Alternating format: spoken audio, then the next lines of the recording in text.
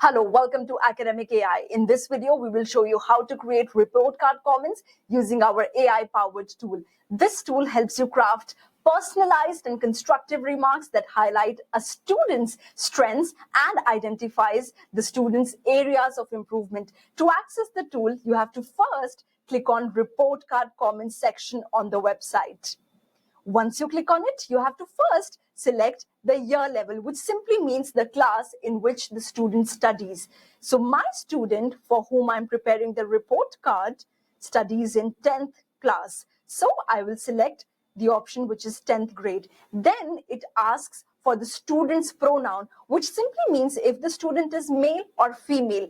If your student is male, you will type he here. But if your student is female, you will type she here. I hope we understand. After which we have to enter the areas of strength, which means the qualities, characteristics that you really appreciate about the student. So I like that the student is punctual, regular, and creative. She's also cooperative.